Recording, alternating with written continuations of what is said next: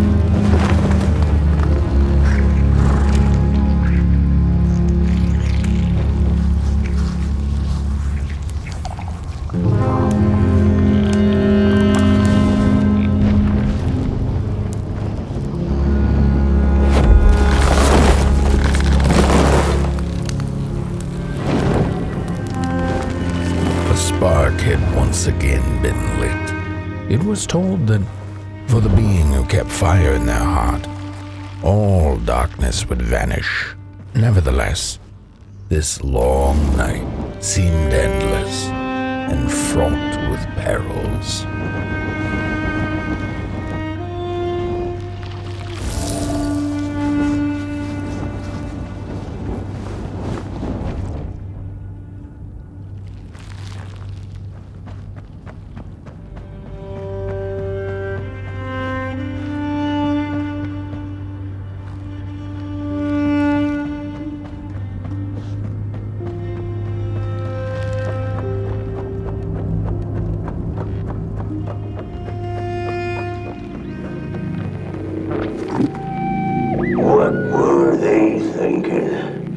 That thing was meant to remain dead.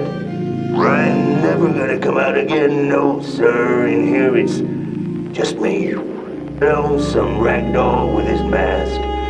Alone and at peace. They burned it all away, and for what? Shine a little light on things. I can see just fine in the dark. In the dark, I can see everything clear as day. What were they thinking?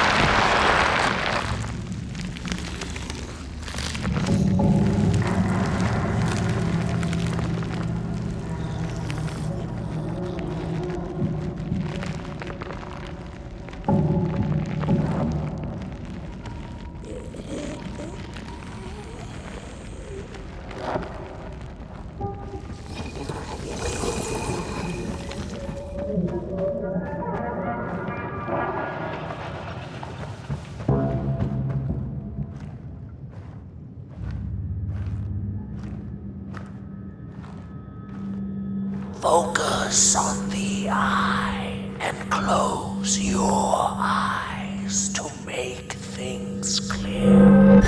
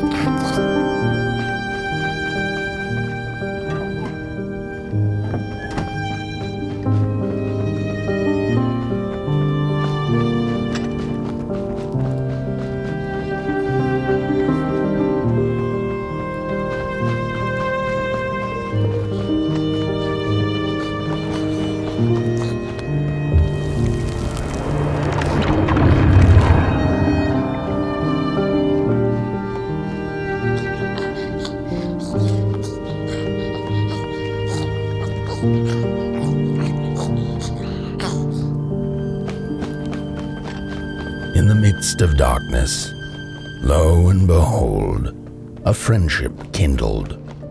The fire that spread with it seemed so small against the vast night sky, small and flickering, but defiant.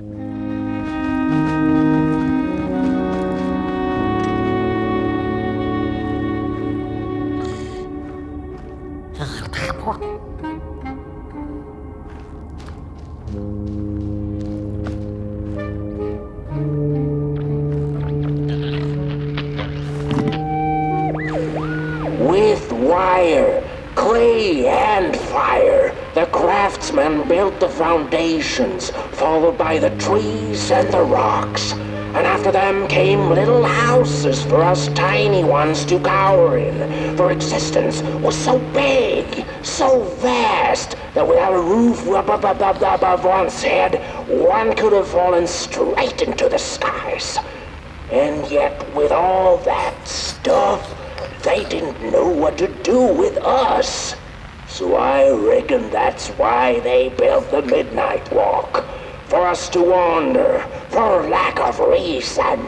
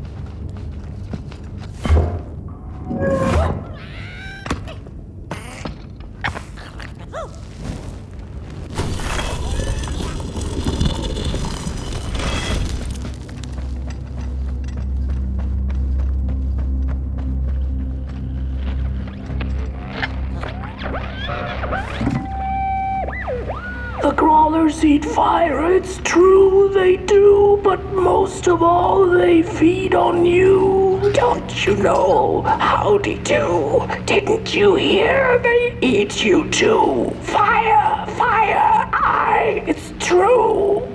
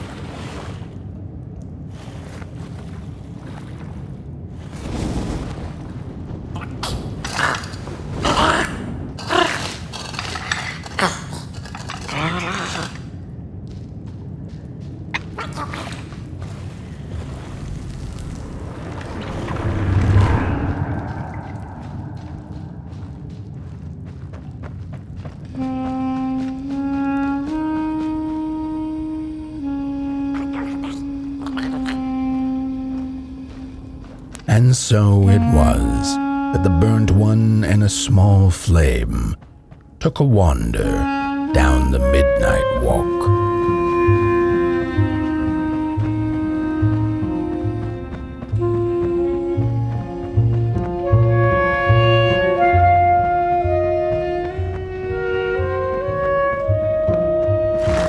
In the closing nights of this era, a wandering flame, how rare, a little Potboy. This is already the end. Your Potboy, the last ember of the work table that was. You are destined to carry this torch to Moon Mountain. It is inevitable. We must all partake. Your purpose burnt into clay. Your Potboy must spread his fire.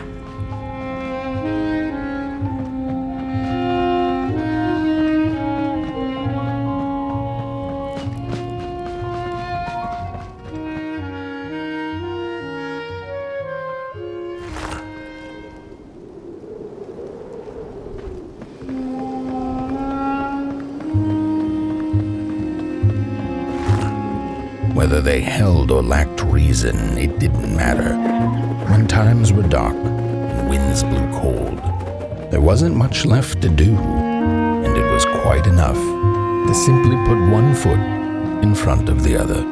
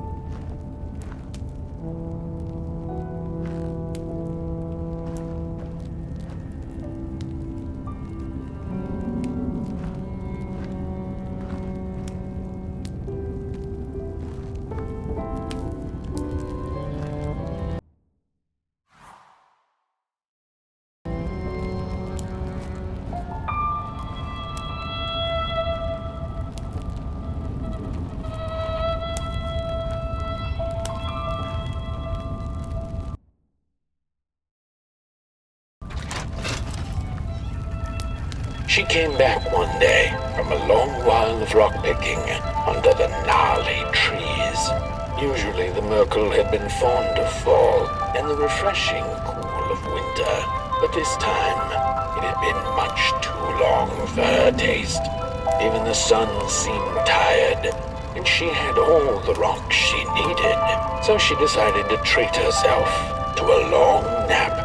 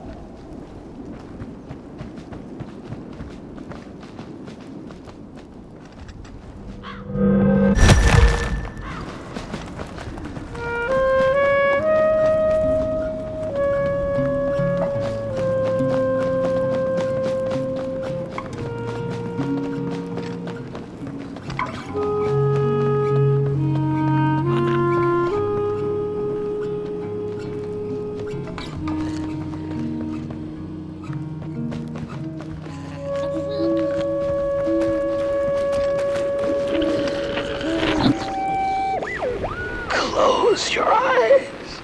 Listen. They sense you. They feel you. It's so beautiful.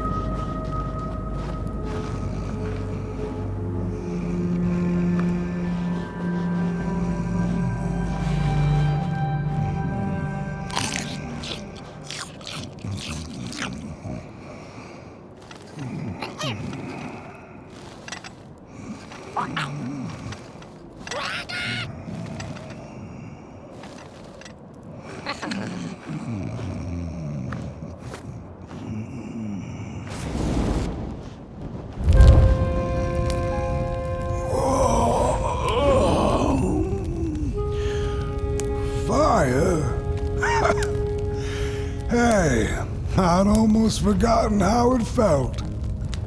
And salutations, Burnt One. Fancy meeting one of your kind here. You're the caretaker of this little firecracker? I reckon you must be headed for Moon Mountain. Am I right? Well then, on one hand, it's just a matter of walking down the road. But then, on the other, the Midnight Walk has a mind of its own, and a mind to teach its rider a thing or two to boot. So if you are intending to walk the walk, you better... How's he? Didn't see you there. So glad to see you back on the move. And as I told you, it ran away from its owners. It's been waiting for the right passerby ever since it ended up here. Well, Mac, don't let me keep y'all. See you down the Midnight Walk, and Burnt One. Wherever you end up this long night, keep that fire alive. It's really all that matters. Don't take my word for it. Just see for yourself. Some folks certainly know how to talk the talk. What you lack in talk, Burnt One, I trust you make up for in walk.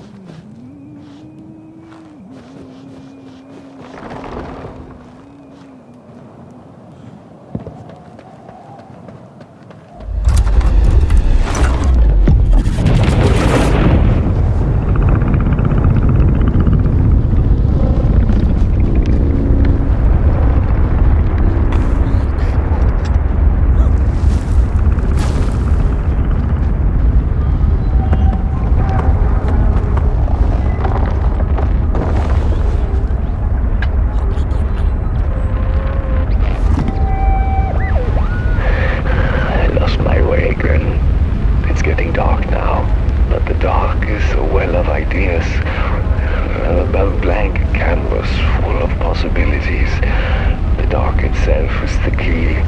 All it needs is a little spark, and I get what I need. It hungers for fire, so I take a match, I light it, and I offer it. I give it freely. I have to surrender.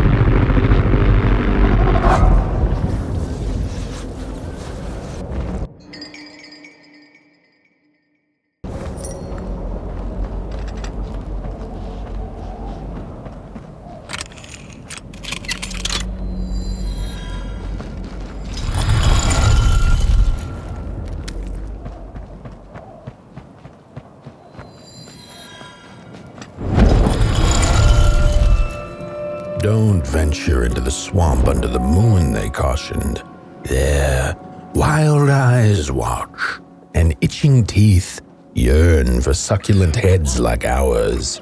Gone are the bodies of old, and they can no longer shield us from the terrors. Get bent, limb tree. Don't touch me, you limb tree. Look at those two arms swinging around. Disgusting.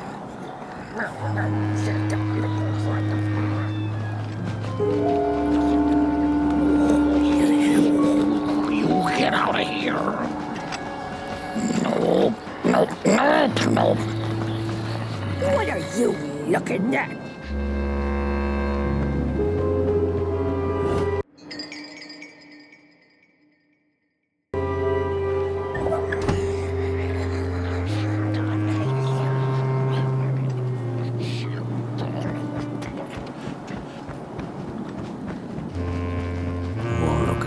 Fancy stick. It's my favorite stick in the whole wide world. It's the best one in my collection. I got no better stick than this stick. Can't believe I found this stick. Oh, it's a keeper. Oh, it's so beautiful. Look at that stick. Oh, sticks. I love sticks. I can't get enough of them. But this one is the best by far. Oh, I love it so much. Oh, I'm gonna keep it forever and ever. It's gonna be on my tombstone. I love this stick. Oh, I can't believe I found it. Where did I find it? Oh, it's just the best. I can't believe I found this stick.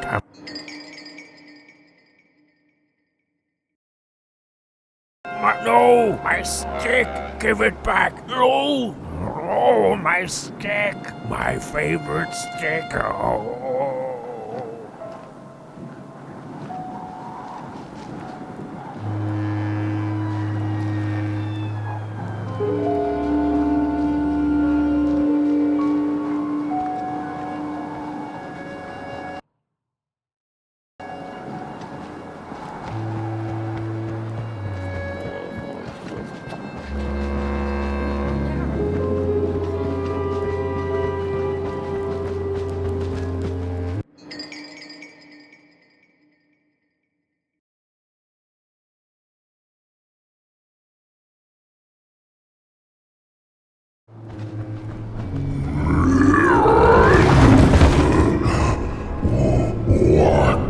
What is this? Somebody approaches Nobodyville? Your wretched limbs, an affront to nobodiness. Unless your fire can prove itself useful, there will be no passage for you, limb tree. Go away.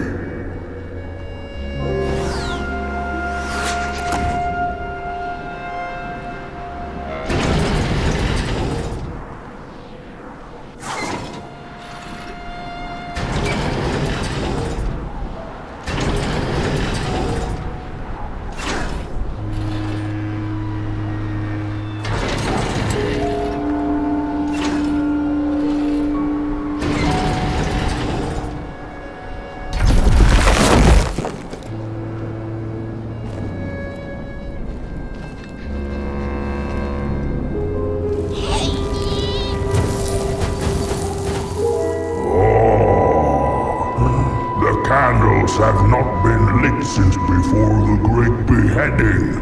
Now fire is back. Maybe fire can help us with our Molgrim problem. The headmaster will decide. Enter, then.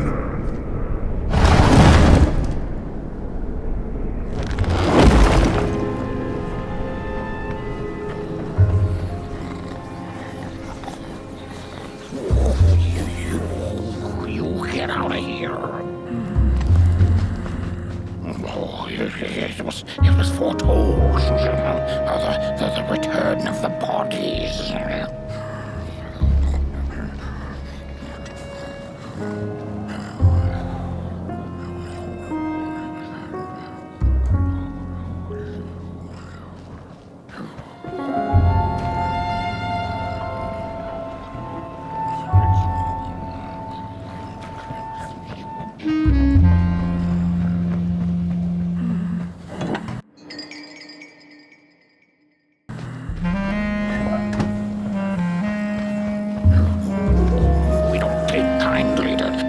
Arms and legs. So uncivilized. Ooh,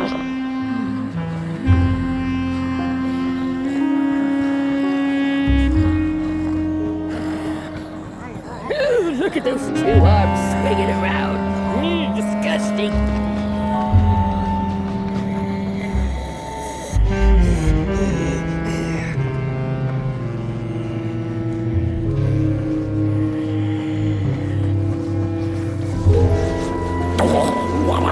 What do you think you're doing here?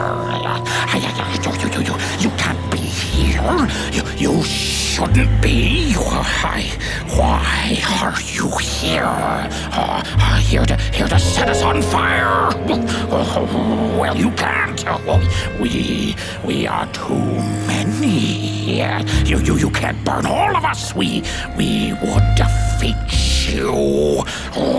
Defeat you easily. What are you doing? Stop doing whatever it is you're trying to do. You pick up your little fire devil and go away.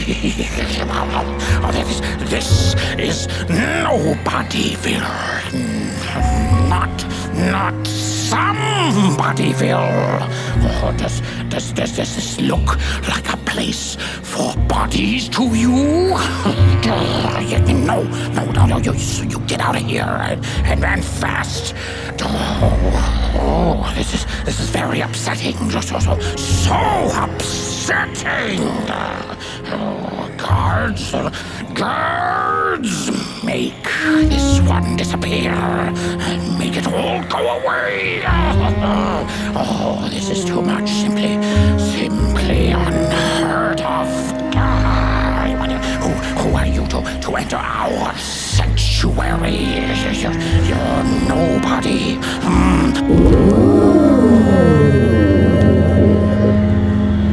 True fire. We nobodies haven't been graced by its warmth since the bodies were banished. They used fire for war. Yes. Now once more, somebody disturbs our peace and sets fire on things. dealings with its tiny fire devil. You must leave at once. Leave or face our...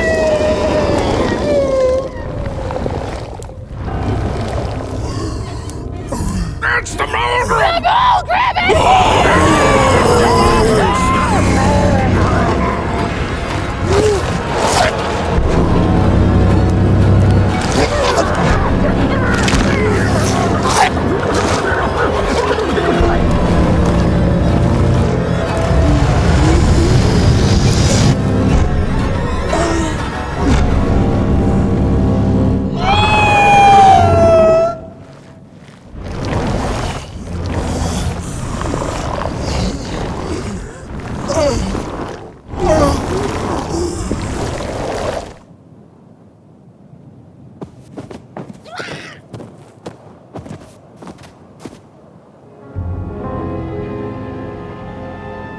I guess I'm the headmaster now.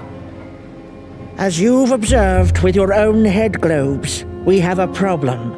It is called the Molgrim. The Molgrim.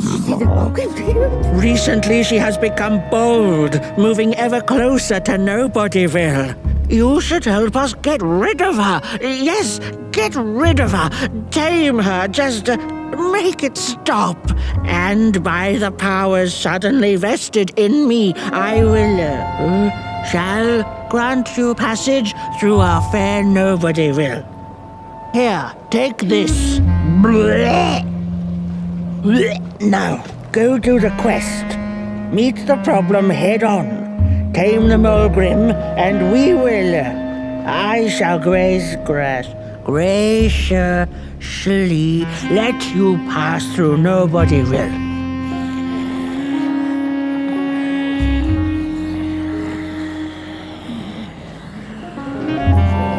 Bodies are scary. No for bodies. No offense to the bodies made us do bad things. Molgrim's cave lies that way, if I could point. No, without that body of yours, you'd be drop-head gorgeous. Heed my words, the Molgrim will get you!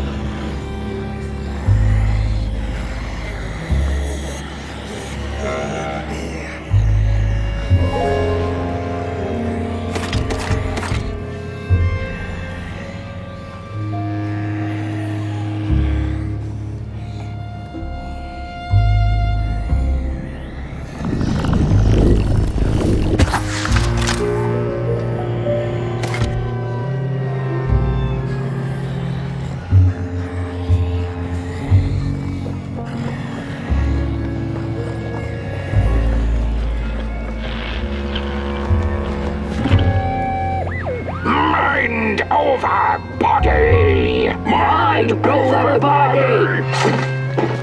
Mind over body! Mind over body! Mind over body! Mind over body!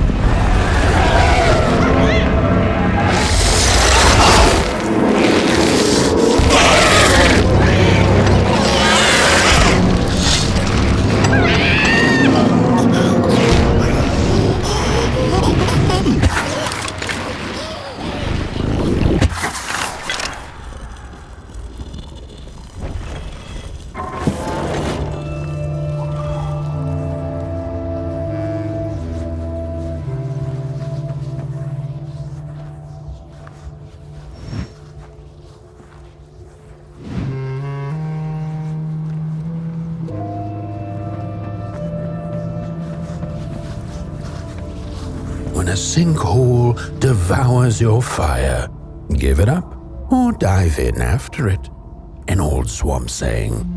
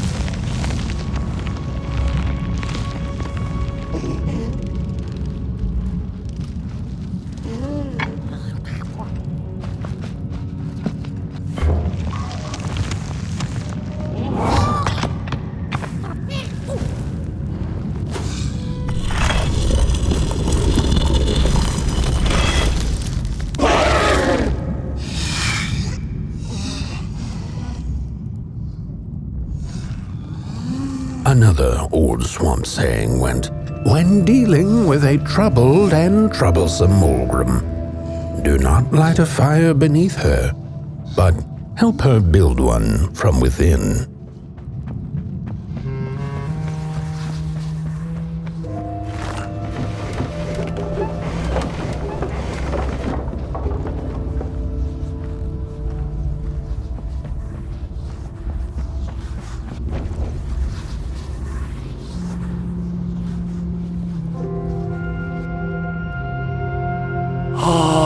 My neck hearkens the anguished howls of the Molgrim, and the bitter patter of feet. A somebody and its flame, albeit a small one. 'Tis enough, perhaps. The Molgrim's precious shards, they must be returned to her lair, to her cauldron. Only then may the cleansing fire burn.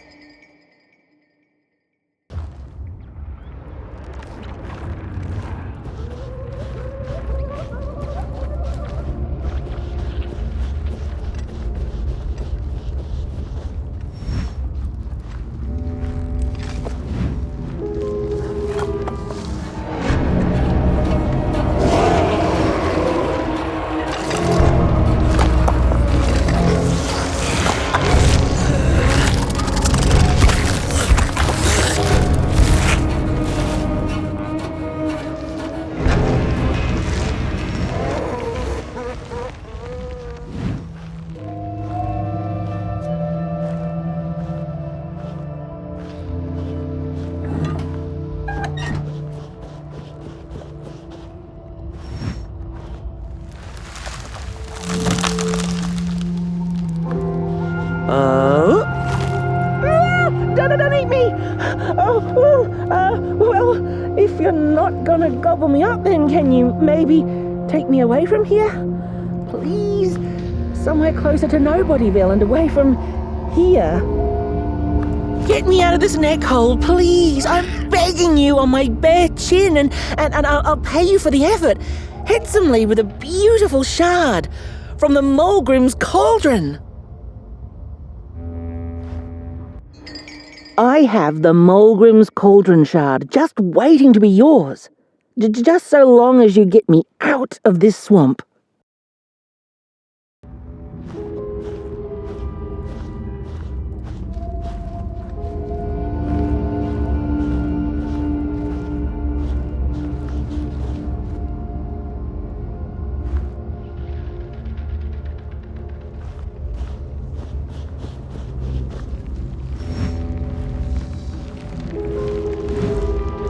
Watch out!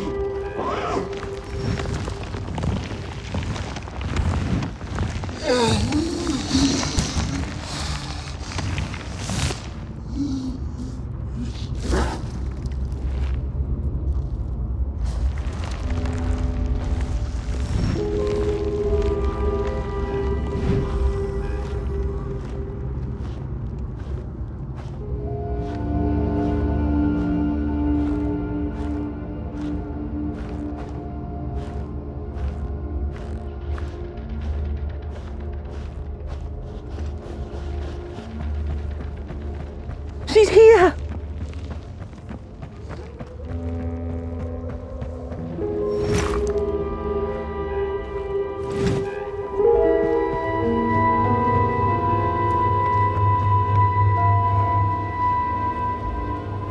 Phew, thanks for saving my neck. And I think I have a reward for you. A real treasure. Blech.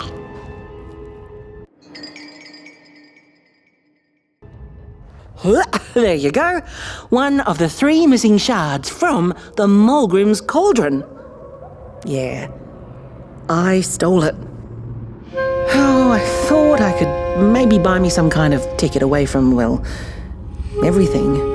Start anew, you know? A good head on a pair of healthy, strong shoulders. Eyes on the horizon. Gosh, the horizon. Do you know I haven't seen it once since I lost my body? I really do miss my body. It's a real shame when you think about it, you know? The things that we do to ourselves, to one another. What we did to her, kind.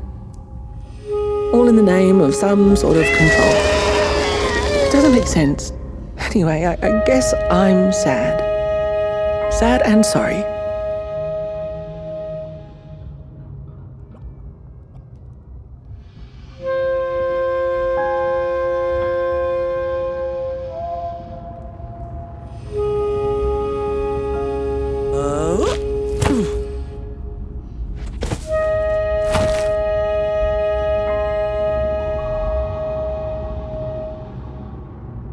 Hey, thanks. You're a great listener. You know that? Just take care of that shard now and maybe put it back where it belongs and... yeah. Goodbye. The ragdoll's whisper of one shard kept by the dark itself. Another was stolen by the greedy moonbird up in the hilltops. The last one, perhaps the cowardly head knows.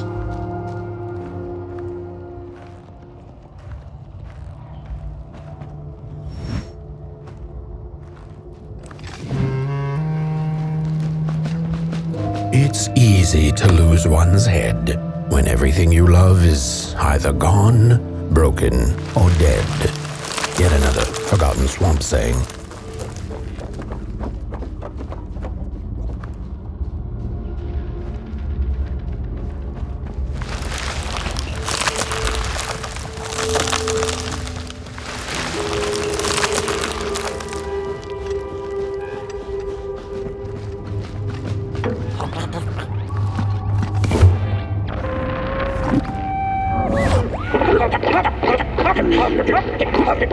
Heads up!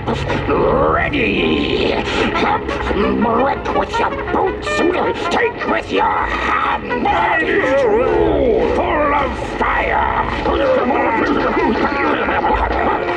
The fire is ours. Take the shards. Take the fire.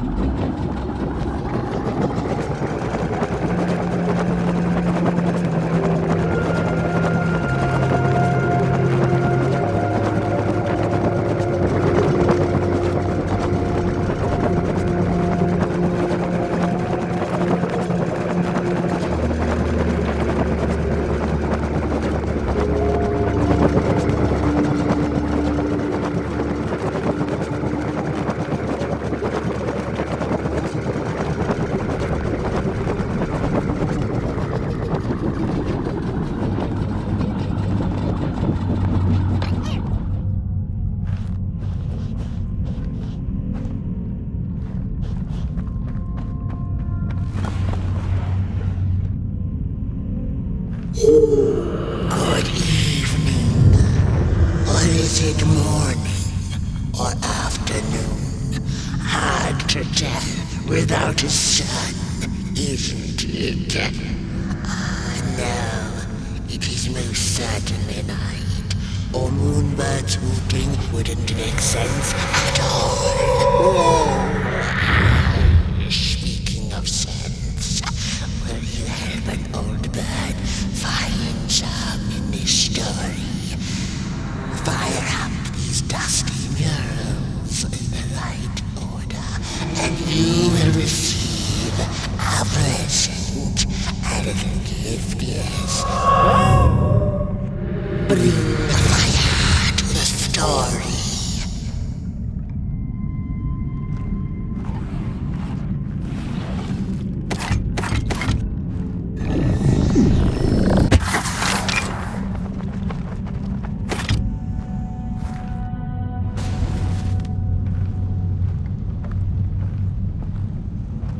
Once upon a time, the Molgrims lived in peace.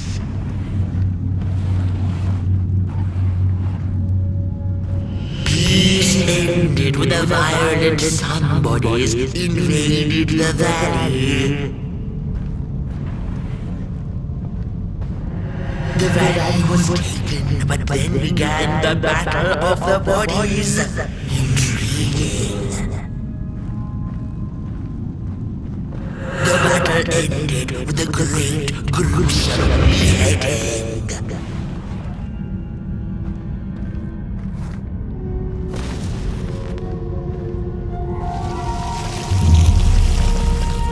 For time immemorial, the Molgrims had lived in the valley in peace, sharing good eatings and howlings around their fire, which they had inherited from the skies.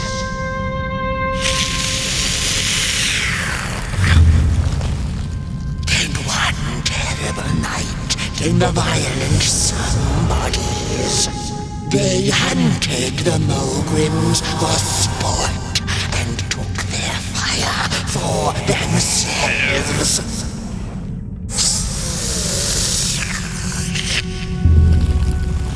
But the somebodies knew not what they were dealing with, for as soon as they held the fire in their grubby hands, they began to fight one another with it.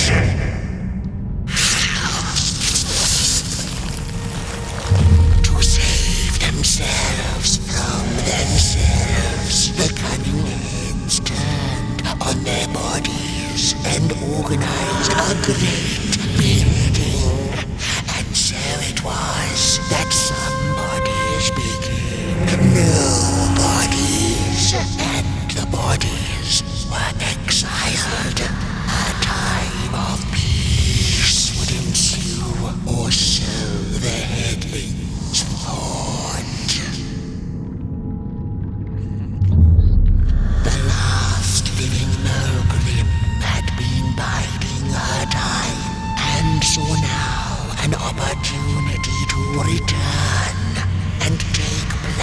vengeance upon the heads, who are now left defenseless without their bodies.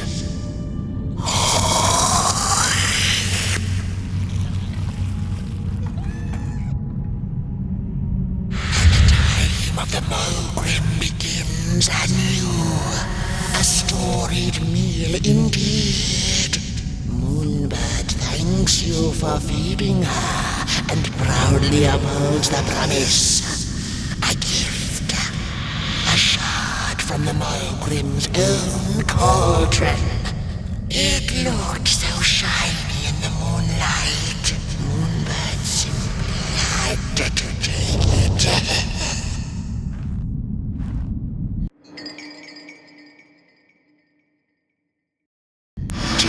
For now, she'll see you in the light.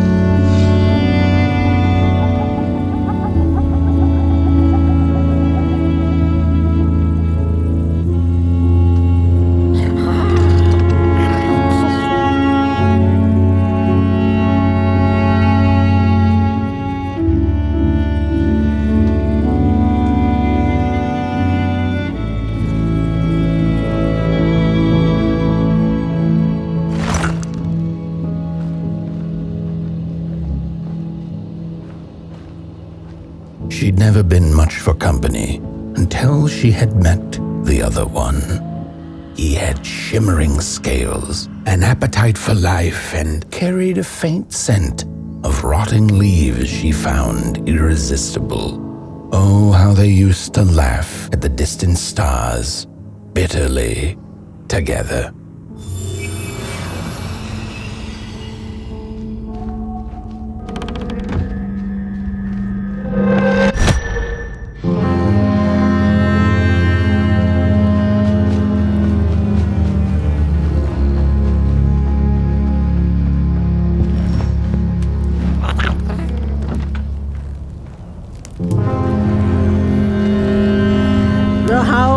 the Molgrim have gone with the wind, and our headaches settled into gentle throbbing.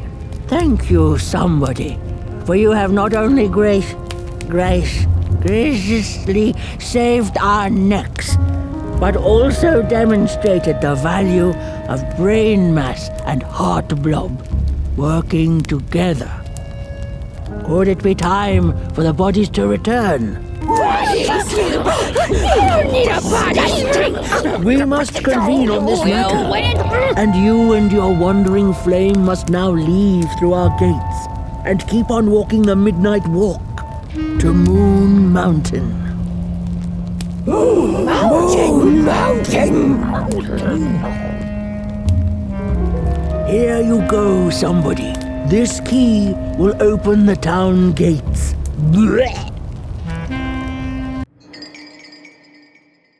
The mountain once again beckons, and the call is answered. Fare thee well, and take good care of your flame. The dark itself is hungry.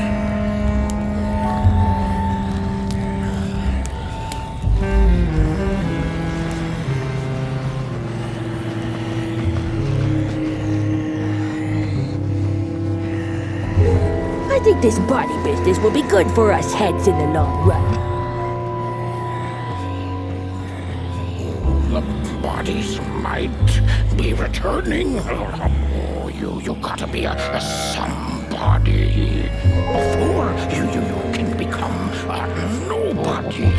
Heads on now, and then be a somebody again. Oh, the bodies, they might be returning.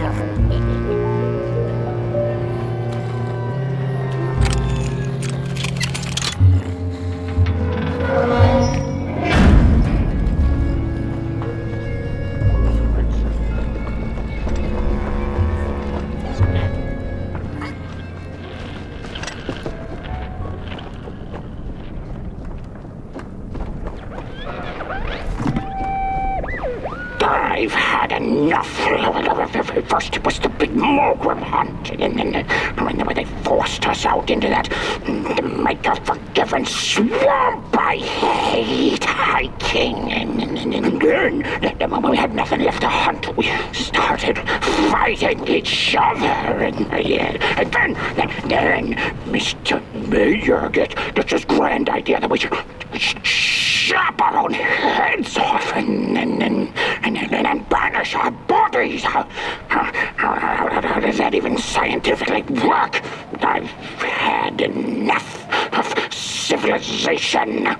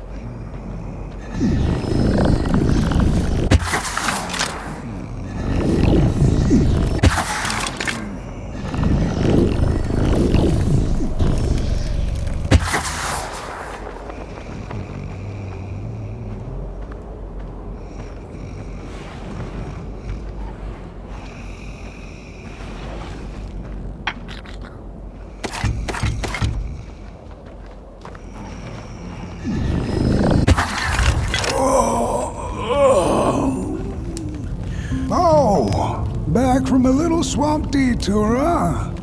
Hope the heads didn't give you too much trouble. At least your head looks attached to its shoulders and your friend's is, well, burning. So do not despair. Should you once again lose your way along the midnight walk, you're probably meant to.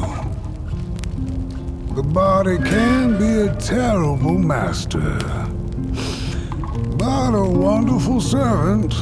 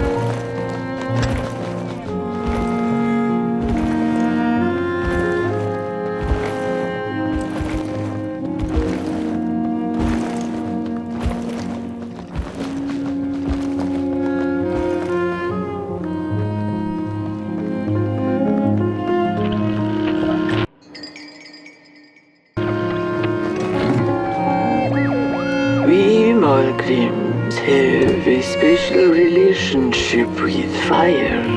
We do not cook over it. We do not shed tales around it. We care not for its warmth. Ours is a different connection entirely. Fire is our window to truth and into the world beyond clay, to which we must return. We are noble beings, bringers of bugs, slime, and mushrooms to help decompose the old and to bring about the new. We are the caretakers of this world, and woe be to those who seek to end us, for they seek to end themselves.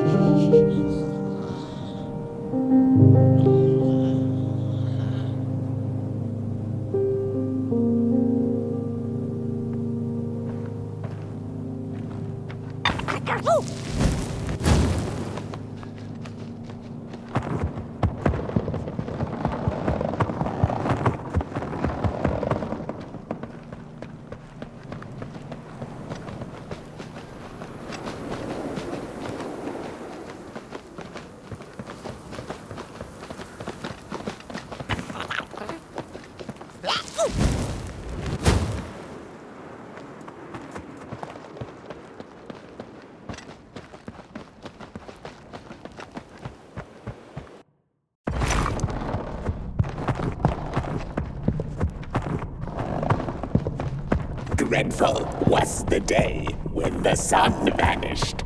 The waters dried up, birds went quiet, and the dark itself seeped unchecked into the work table as the cold, chewed paper moon rose over the mountain. The night that followed would be long as the midnight walk.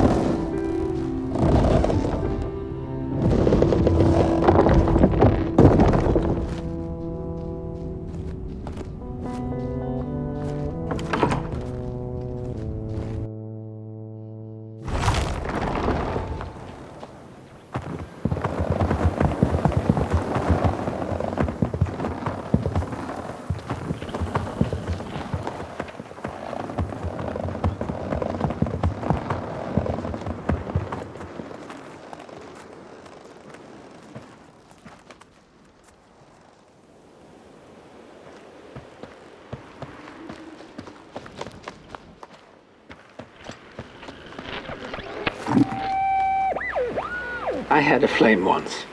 It was beautiful and bright, spread its light, brought me and my neighbors warmth. and it was always hungry. No matter how much I fed it, it kept on growing and growing, and one day it got big enough to start walking the long road. I didn't guide it. It dragged me along for the ride. I followed it for a long time. Would the road ever end? What was the point of the walk? Things kind of spiraled. Road took me on dangerous detours that didn't make sense. Before I knew it, my flame began to fade until it... Well, I don't think I was meant to carry this flame.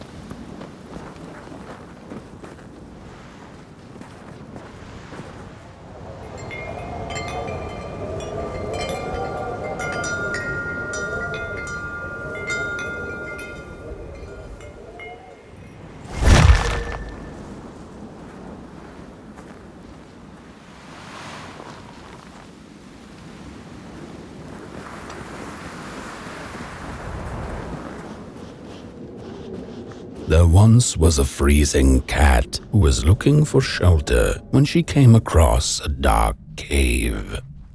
"Step into my abode," offered the dark. "It will warm you if you surrender your wants."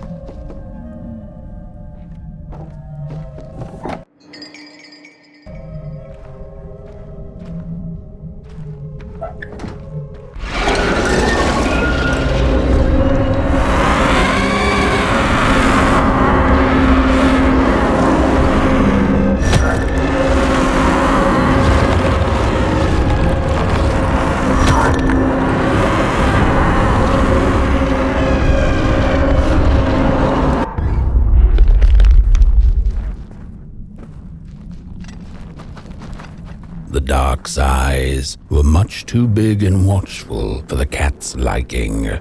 She went on to find warmth somewhere else.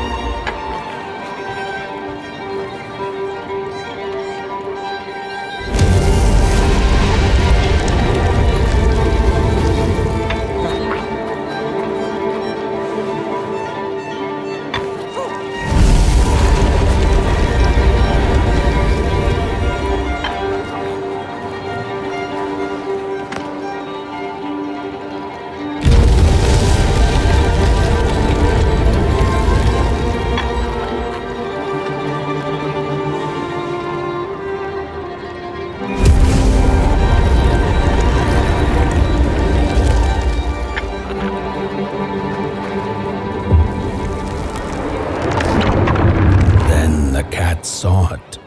Rooftops piercing the sky. Approaching the town, she was greeted by a crone. "Come, kitty, kitty, you must be tired. Sit in my lap. Share your soft fur, and I shall warm you for a spell."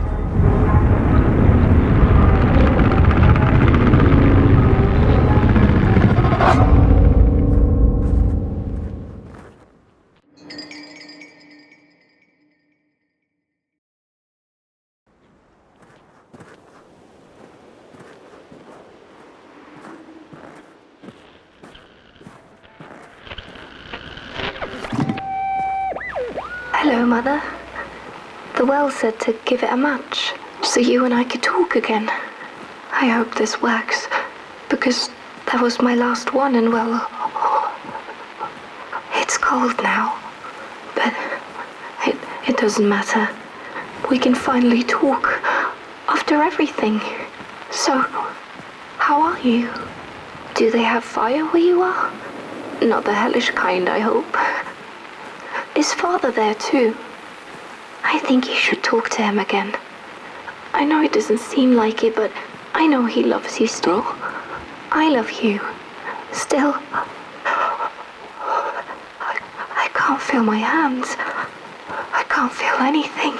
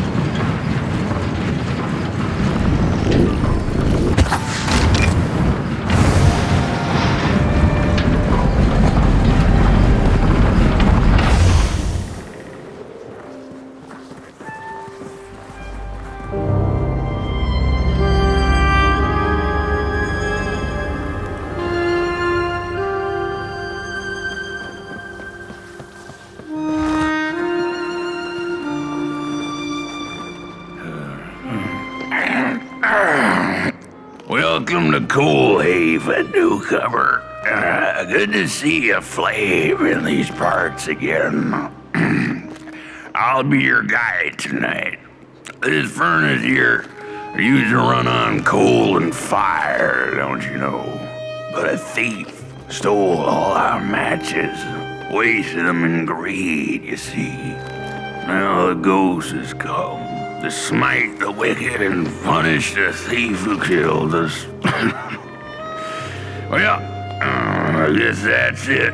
That's a tour on the house. There's a bone right there in the snow. That ain't no place for a bone. Your flame could bring back warmth to our graves, and may the worms in our bellies dance again.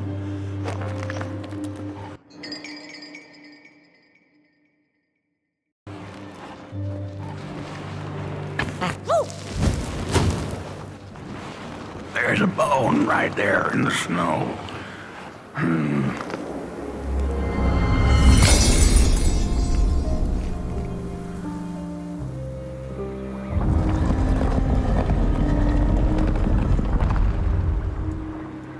Oh, do you feel that? Something's changing. That furnace was the soul of the city. We used to worship it, us coal miners did.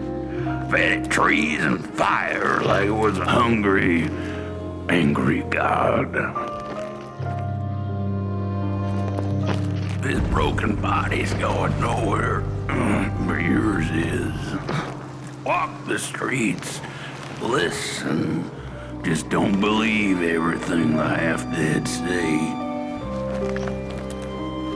There are many bones out there, you know. Little keys.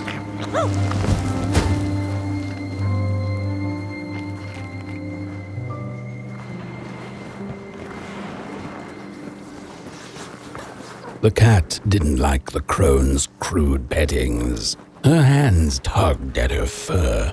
"Now, rest still," the crone said as she pulled out a crooked knife. The cat was quick and escaped just in time.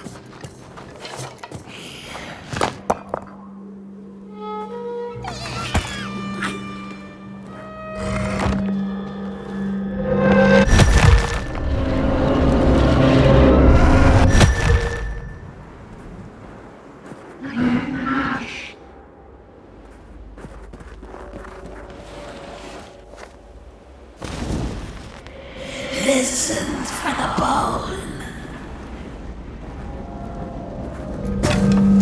Where are you going?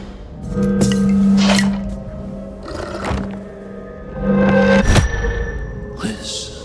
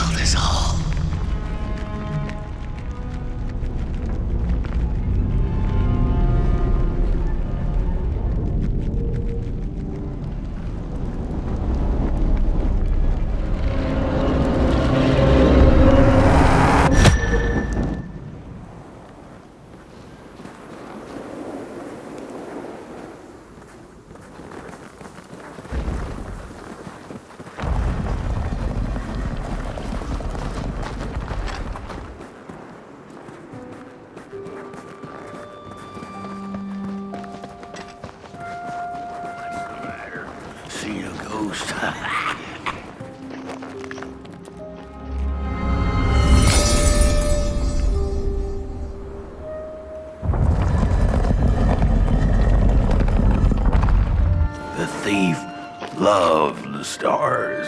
Would have plucked them out of the sky if it were possible. But the dark itself stole her stars, turned the thief's sky as black as a cup of joe. And so the thief began to steal matches and lit them, hundreds of them, like little stars of her own. The crooked path to the house on the hill lies open. Wherever she sought warmth, it had a price. The miners needed the cat to get rid of the rats, and the vicar wanted her protection from bad luck. Bony hands reached out from all around her, trying to grab her. The bird matches lead to the house. Brothers and sisters, hunt down the thief. The matches. Follow the bird matches. And then for what they did. The trail of burnt matches. It leads to the house on the hill. It's them. Burn them. Like they burnt our home. We're running out of matches. You've met your match thief. You'll burn for what you did.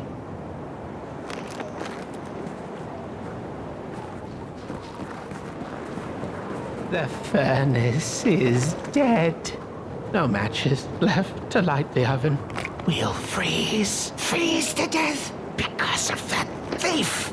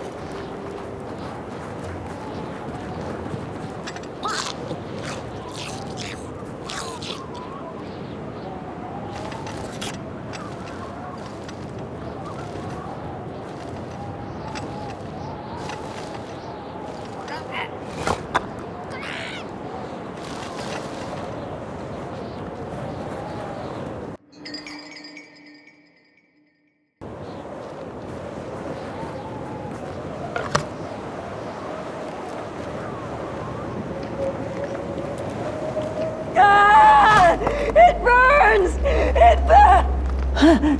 What's... Oh, this isn't my body. The fire, did we snuff it out? Where's... Did I save them? The house.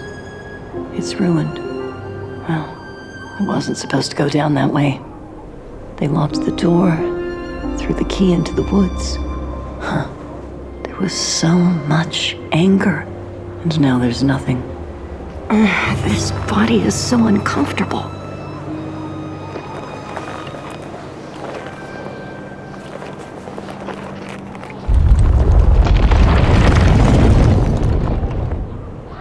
While I was in the black, I had a dream. There was a monster in the woods, with our door key dangling from its tail. I ran, tried to chase it, grab the key, and when I did, the creature turned around, and its face, it was the face of this whole town. key. I have to find the key. In the woods, where the wild things rest.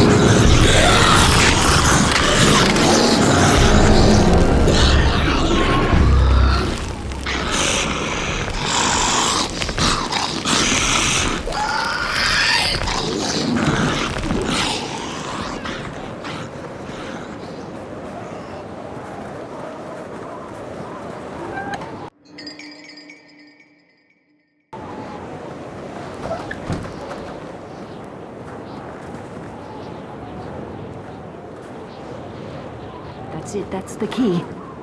Unlock the door. Please. I want to see my home again.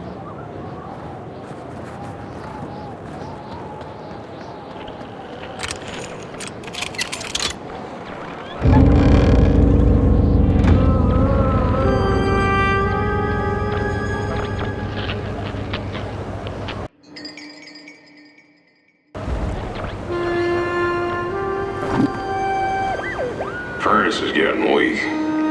Council says we're running out of matches.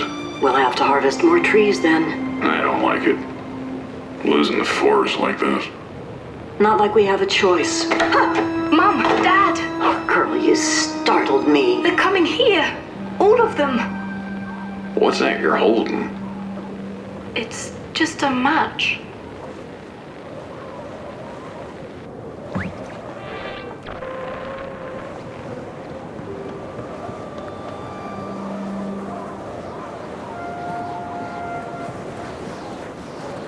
The cat felt as if the walls around her were growing taller, the alleyways narrowing. Turning a corner, she bumped into a girl sitting in the snow. In her bony little hands, a lit match. "What do you think of my star?" the girl asked. "Isn't it pretty?"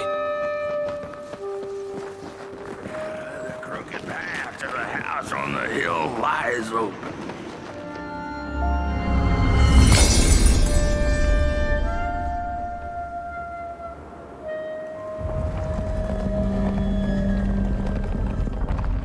With no matches left, we couldn't light the furnace, and the thief paid a terrible price for her burning greed.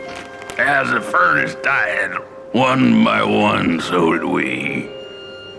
But before we perished, the dark itself moved into our hollow husk.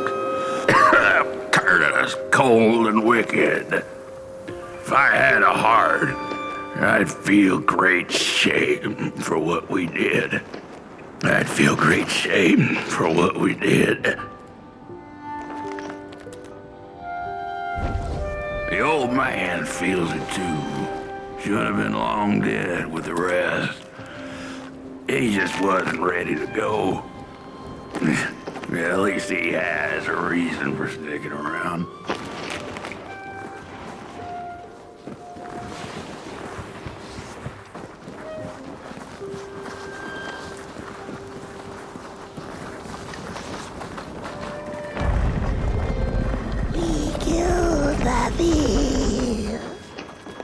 She killed the furnace, so he killed her.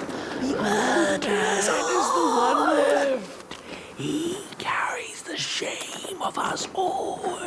No rest for us after what we did.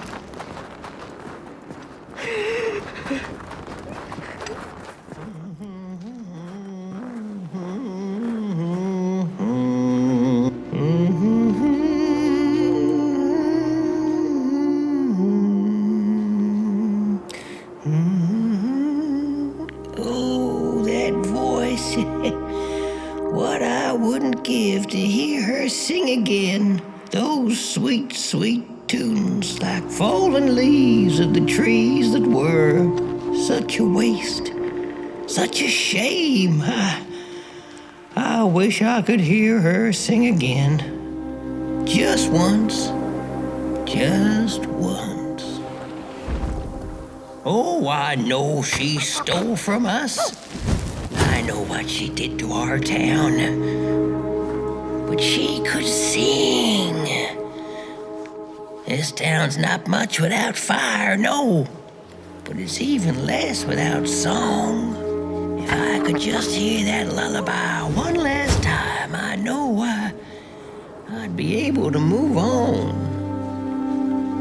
I know I captured it once in a melody-keeping head of clay, so she could hear her beauty for herself.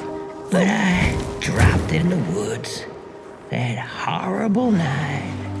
I was mad, so very mad.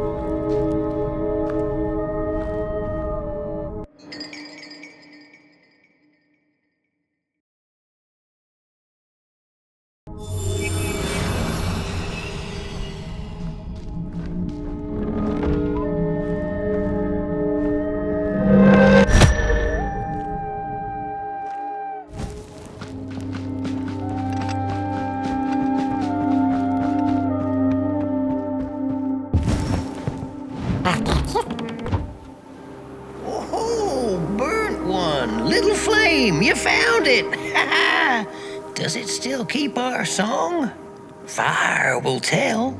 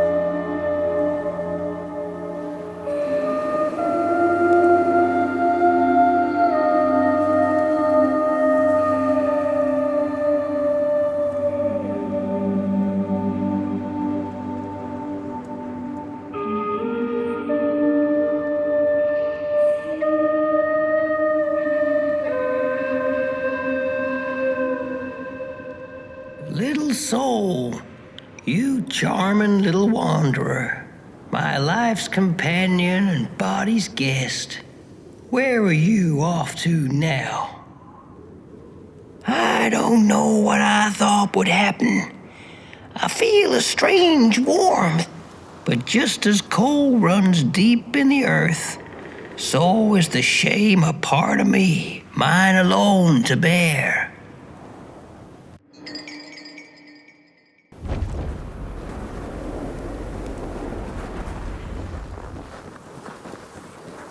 The girl offered her burning match, her last star, but the cat could tell she needed it all for herself.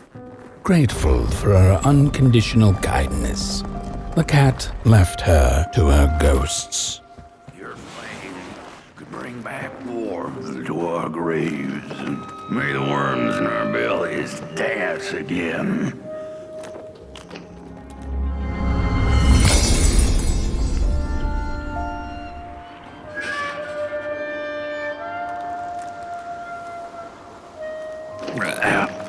The door to the flame is open. It's already there. You just haven't lit it yet. Now, if you don't mind, a little spark. And just maybe we'll be able to die for real this time. In life, I didn't mind a little loneliness, but this is the worst. The furnace longs to burn once more.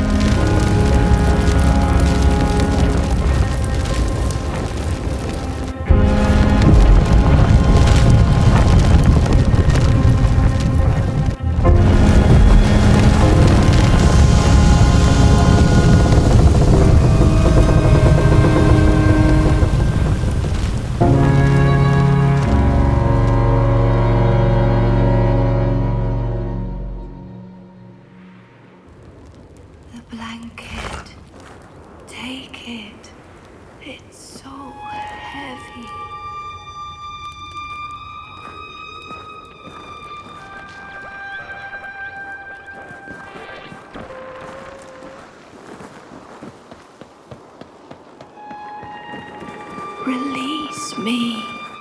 Remove the shroud. Light the match. The match. Light it. Please. One last star. Light the match.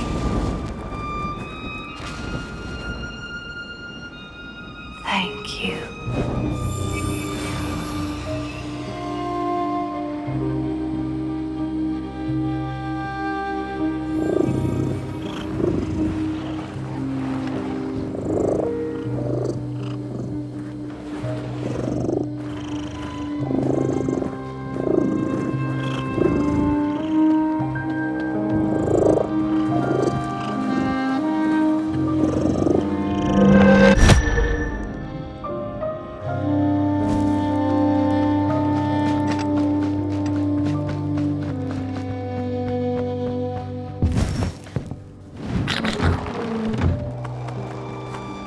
the cat finally settled in front of a giant burning furnace.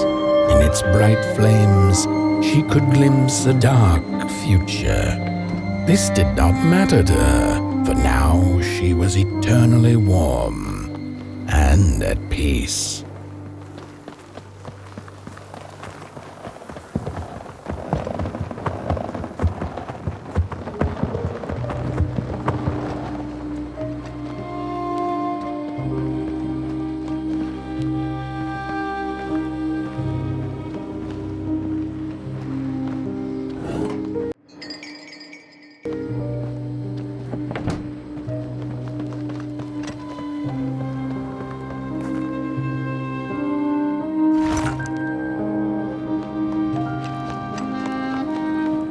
The flame burns still, and the fire has spread along the walk. The cold takes its toll, and Potboy's flame flickers. But it is still enough for the climb to Moon Mountain, to light the final fire. The road always leads to Moon Mountain.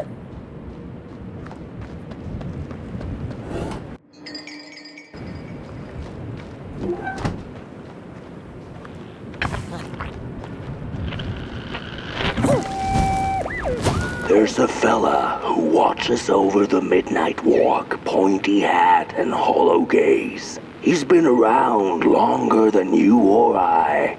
Some say he was one of the first sculptures to have breath.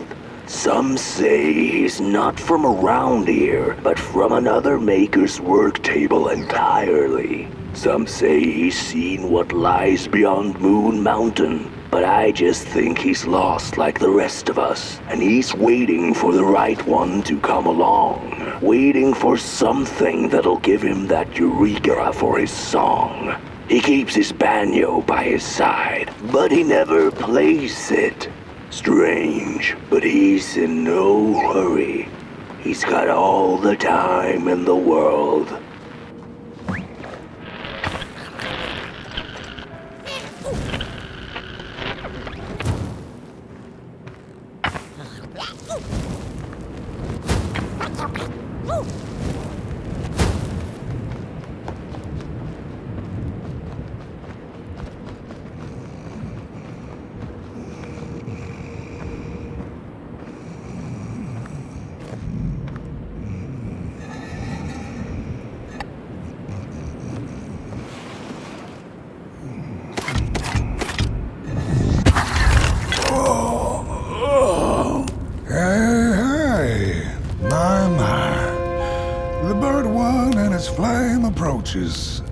The road's been long, hasn't it? And it just keeps on going, don't it?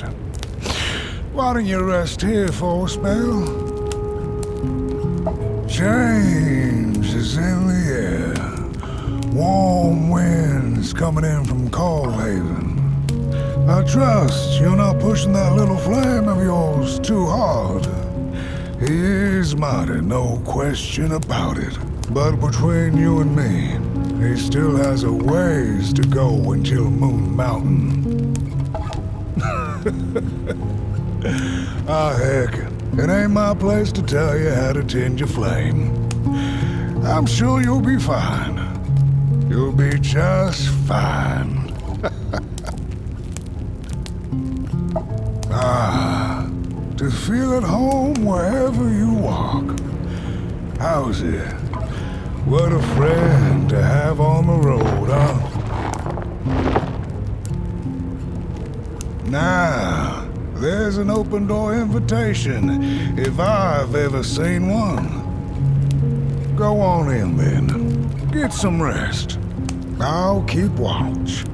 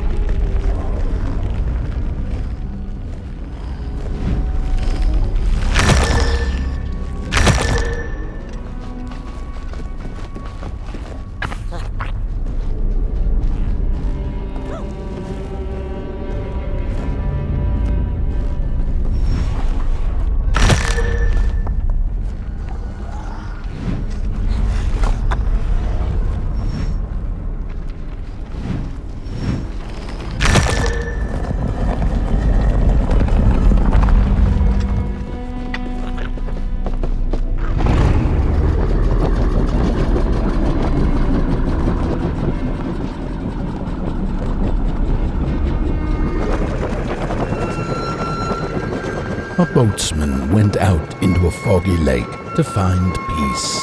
Then, out of nowhere, came another boat that bumped into his.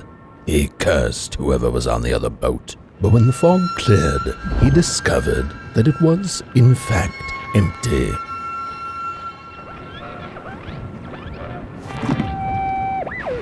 The sarcophagi are molds, rebirthing the bodies of the burnt one. Failure after failure, they keep coming back. They lie dormant, and then they awake at an appropriate time, during times of dark, to perform a task. The taskmaster unknown, doom spelled on the flip side of a coin. Little dolls in a dollhouse made of matches.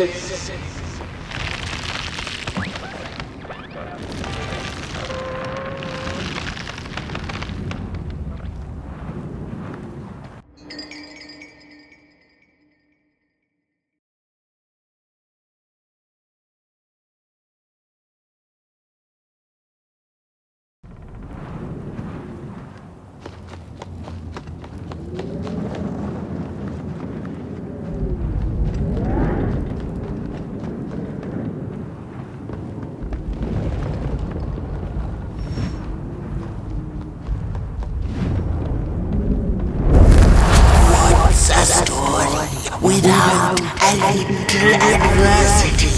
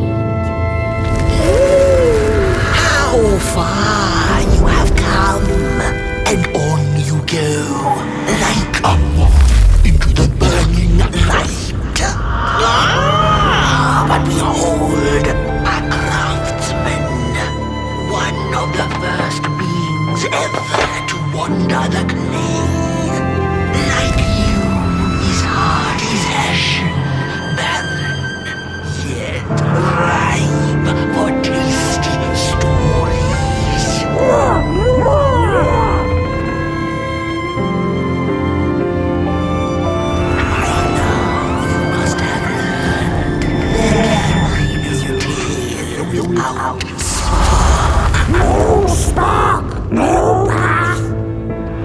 Light to the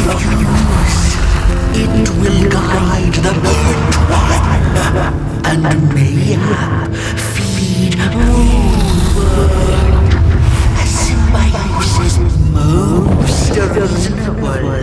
Don't you agree?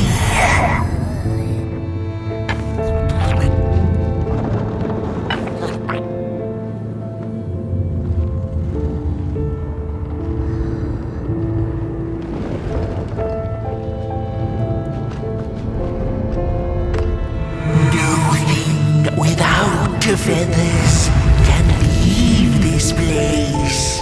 So long as the craftsman laments, lost in his terrible maze you are so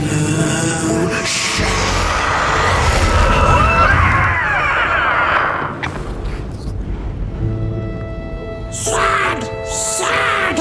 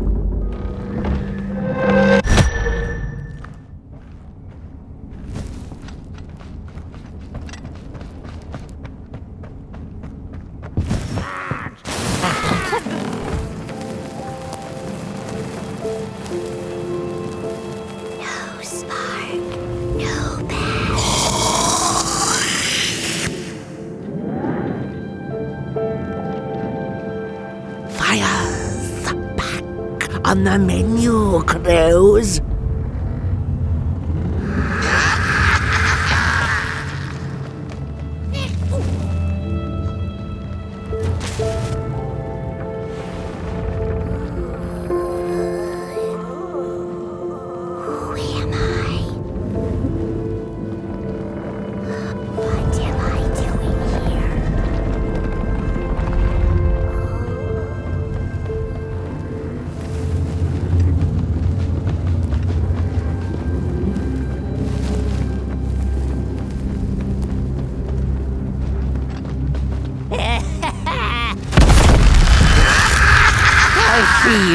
Not to crawl closer, moonbird.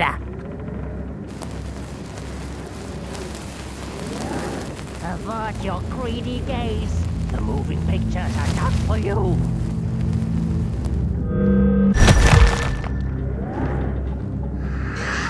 I will rain fire upon your greedy shadow. I hear you messing around.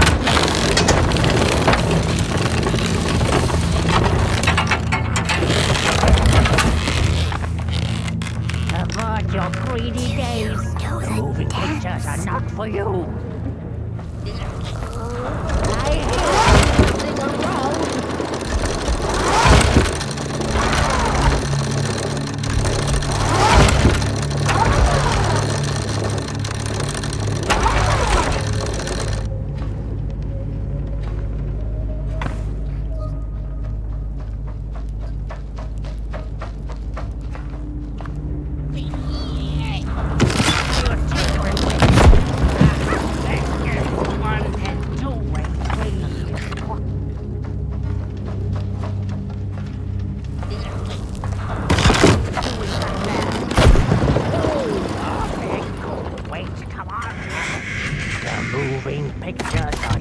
You.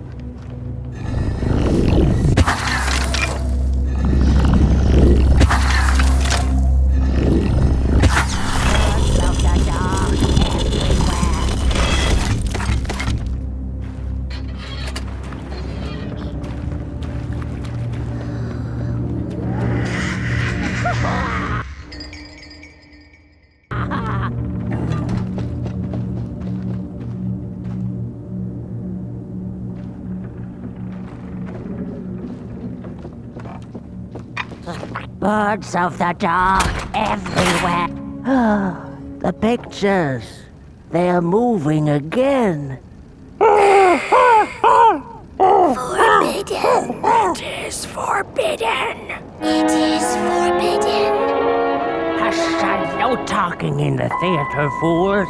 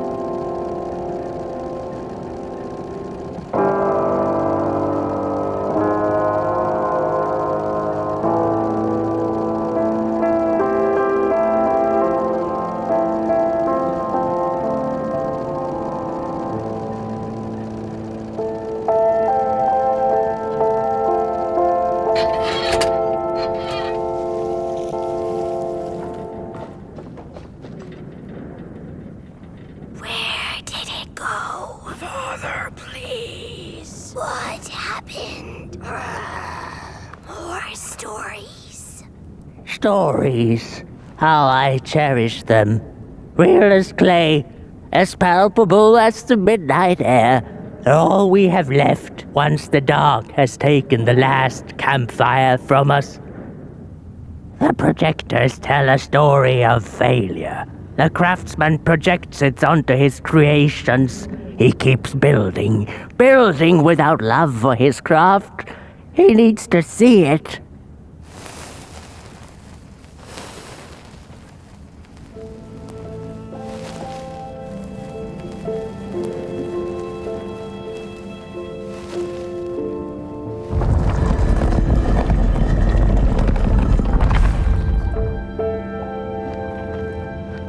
Well, yours might not be a movie I would watch, but a story is a story.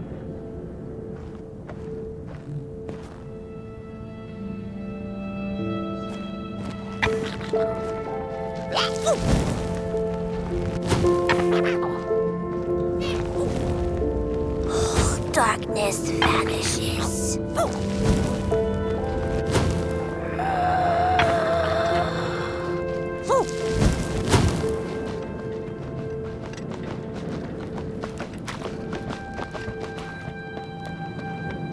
The potter, stuck in the sinking clay in which he had dug so greedily, spoke his final verse.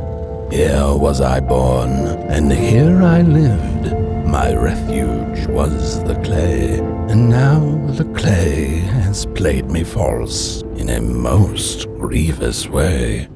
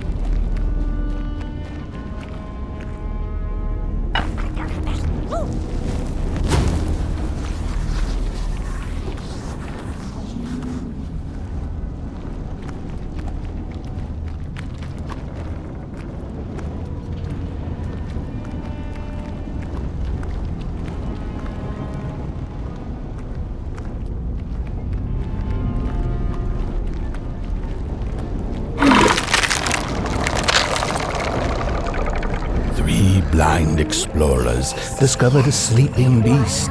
Each of them touched it and described it to one another. Its skin is coarse, said one. No, its ears are big, exclaimed another. The teeth are its most prominent feature, declared the third. Who was right or wrong mattered little, as the beast awoke and ate them all.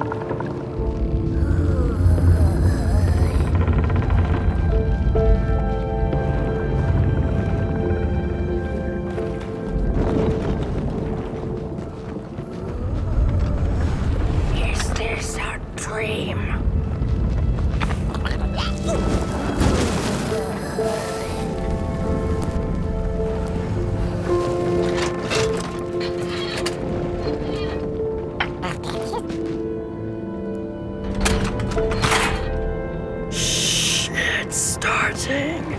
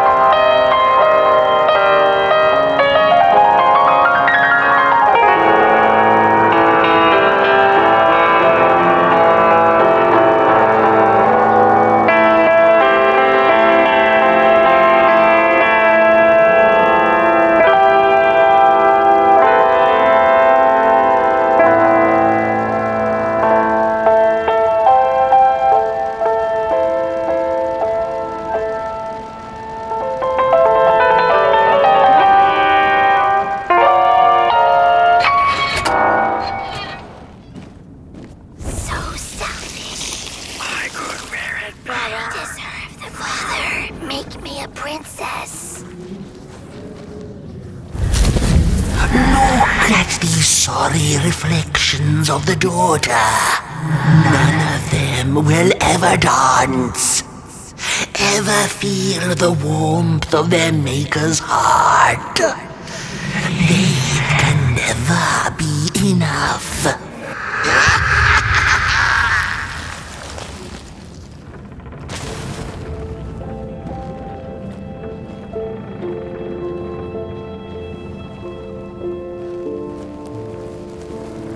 After years of searching for her son, the weaver was convinced she had lost him to the dark. One night, there came a knock upon the door. "It's your son," said a voice. "Please let me in." Thinking this was some cruel spirit come to mock her grief, she remained silent until her son gave up and left, never to return again.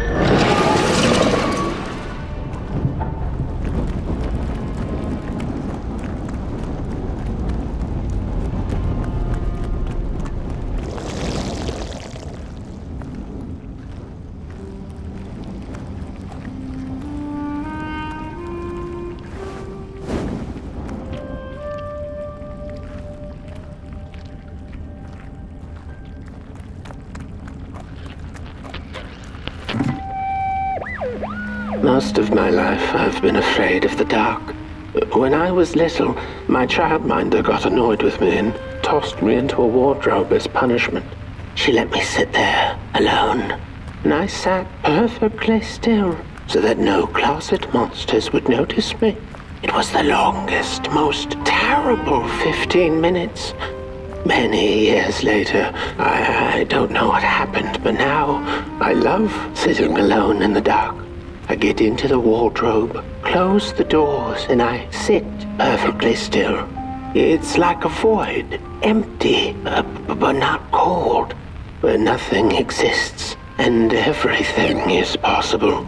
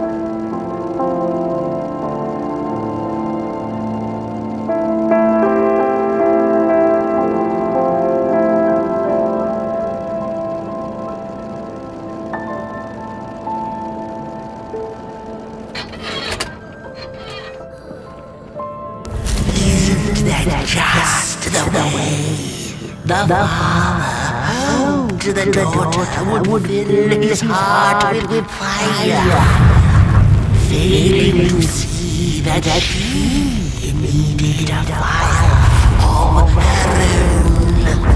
His princess danced away, and he stayed behind, cemented in his ancient truth.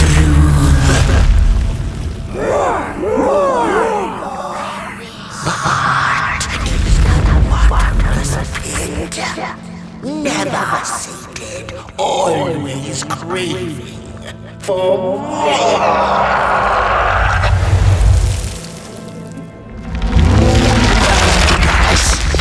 Enough! Keep on walking the midnight walking. Don't run all the way to your infernal doom. She will be there to gobble up the empty.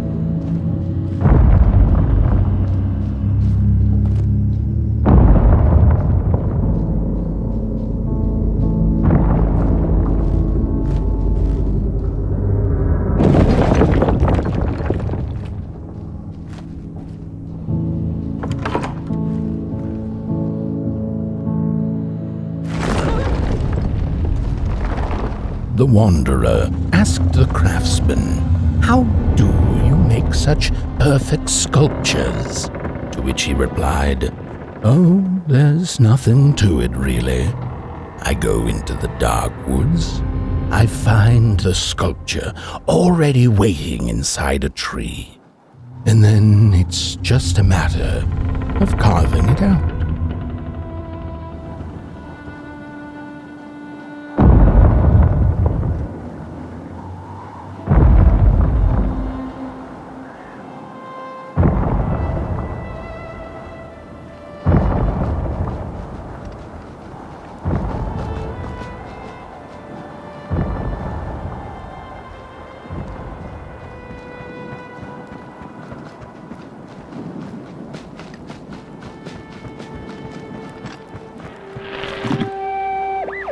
When I was a child, I exchanged letters with a monster in the woods. We were best pals, and we shared all our secrets with each other. One day, my sister told me that the monster wasn't real, that she'd written me all those letters to play a joke on me. But the joke's on her, because I knew the truth about the monster in the woods, and we exchange letters to this day.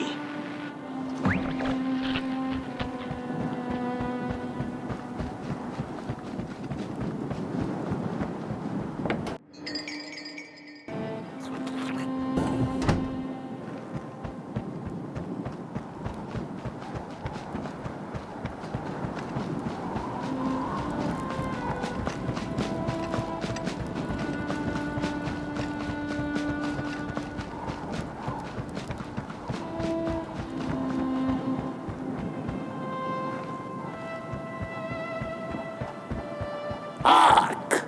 Not very far now. Not very far. The flame longs to be free. Caged, it cannot truly burn. How beautiful. How tantalizing. It is simply the way of fire. It is what it is.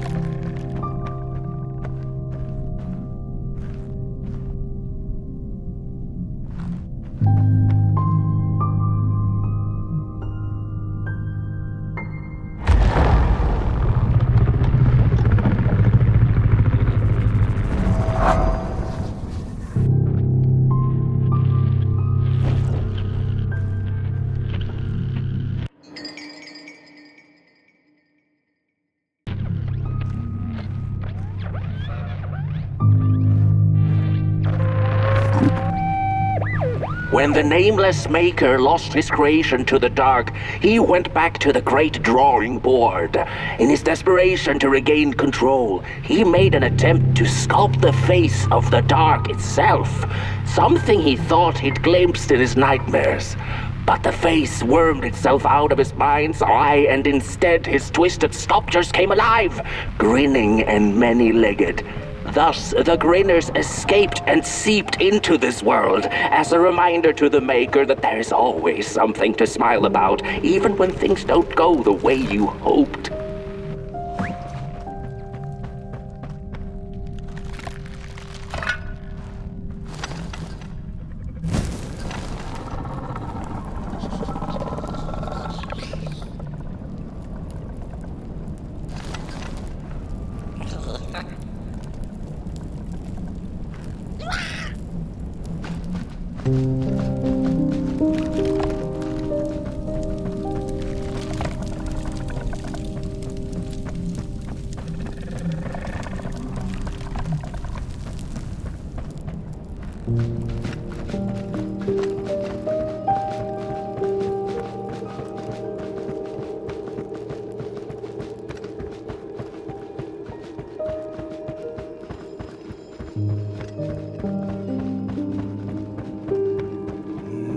Whoa there! You look like you're about to move a mountain. That's what I get for trying to get in the way of a flame and its destination. Let him walk his walk. Ain't nothing gonna stop him now, looks like. Fare thee well now, burnt one.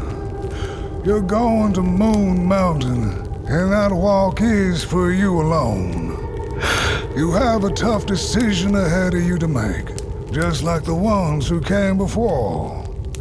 But they're all long gone.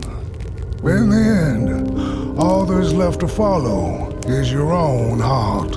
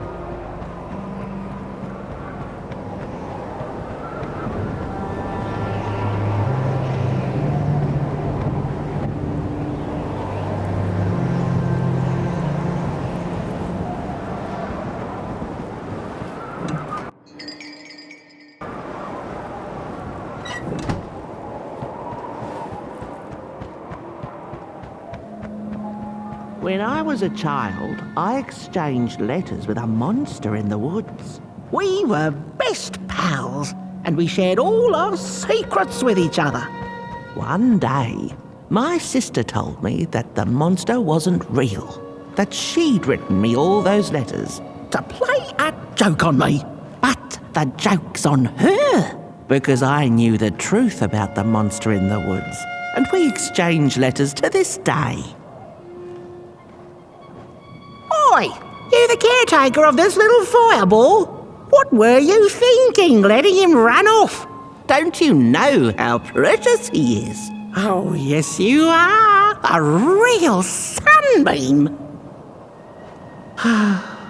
Who took the sun away? We Merkles used to ask until it finally ceased to matter. Night skies like these, trouble seems so far away, doesn't it? I mean, isn't this just exactly my point?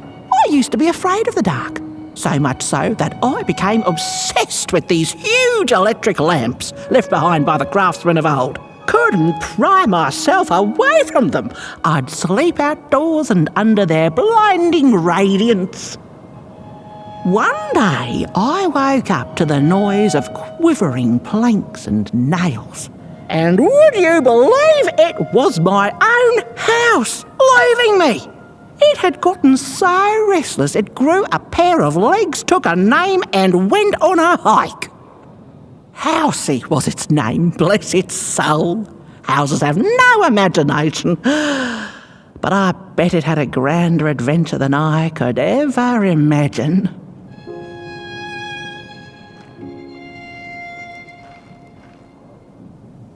This little flame is your home, burnt one. Keep him nurtured and safe, and you'll always find yourself in the right place, through the rain, in the dark, and over Moon Mountain. Look at those stars burning like so many candle lights.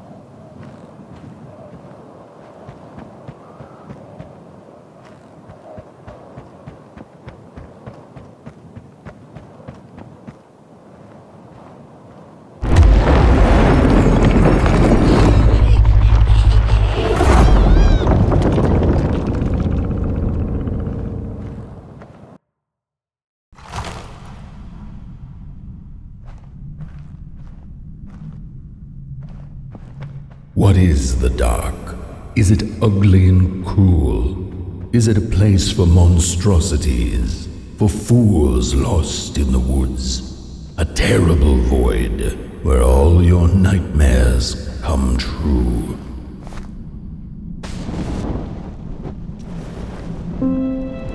The dark could be a friend, perhaps a space where we might find each other, all of us equal under its cloak.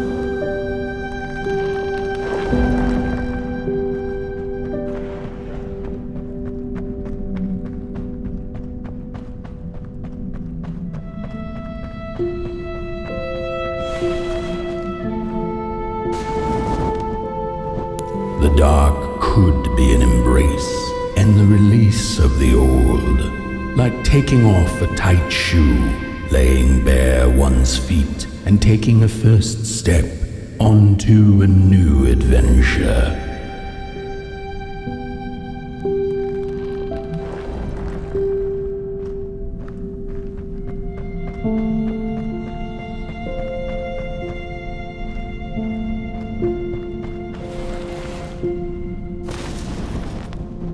The dark could be a moment of clarity and calm, a break through icy clouds and the shameful stories we tell ourselves that fetter us to the clay and mud.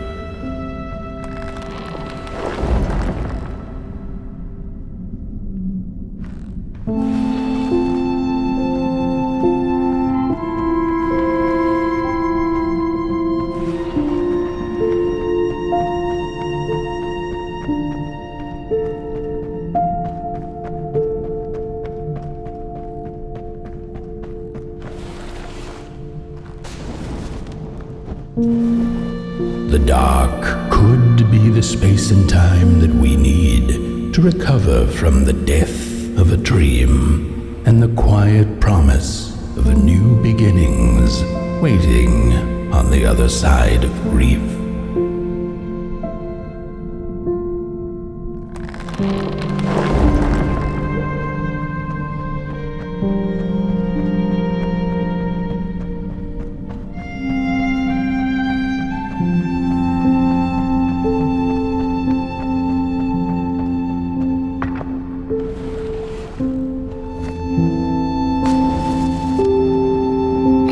In the end, the dark remains a mystery, its secrets locked away behind the stars.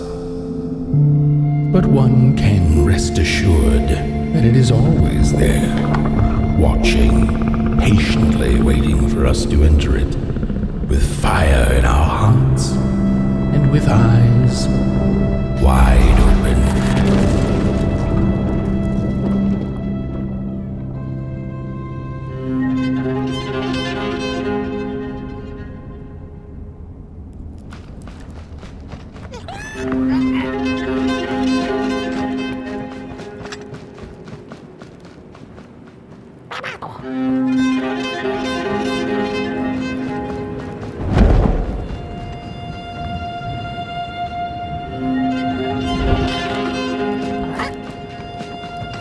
You've arrived. Hark! Your fire is dying, but the last embers will light the final fireplace and send your Potboy home. Can you do what you must? Naturally, you must. It is destined, and you will be loved and forgotten.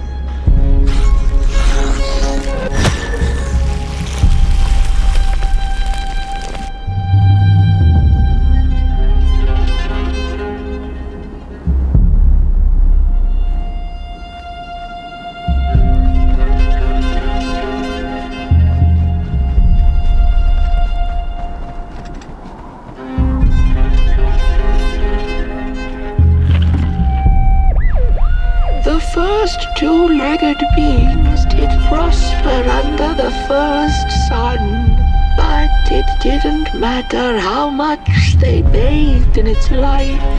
They craved more. They sought to cage the sun, harness its power, and make it theirs. But the makers in their foresight had put the sun far, far away, so far that no creature could reach it. That's why, in their desperation, the two-legged ones began to collect matches, lighting them like minuscule suns of their own. But there are only so many matches in this world, and one day they'll run out, and they shall once again look to the sun.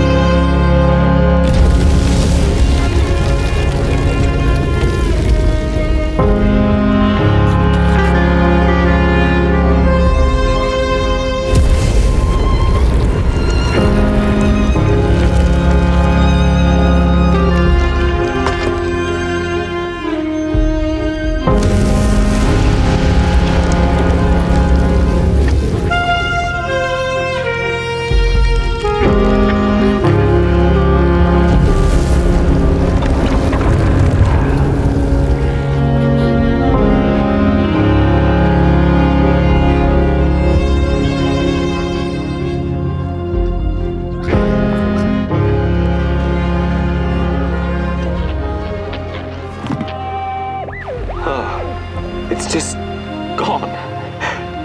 I had this wretched gut feeling like something was up, like something was on the way, a danger I never could have guessed. I figured that's just how I always feel, and my worries seldom come true. And now here I am, and I have been for some time now, and it just won't come back. I'm thinking, while I had it, I didn't know what to do with it, how to care for it, enjoy it. But if I had it again tonight, I'd probably waste it all over again.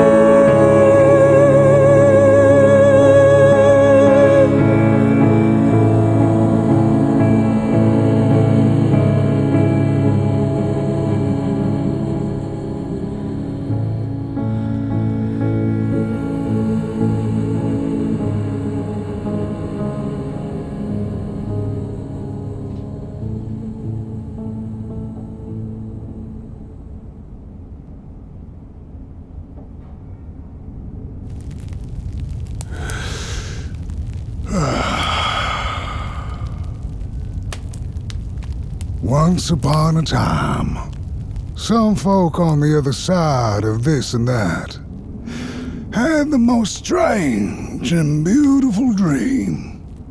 I hope that tonight you caught a glimpse of it, and I wish you the levity and grace to smile in the darkest of times and on the way down your midnight walk.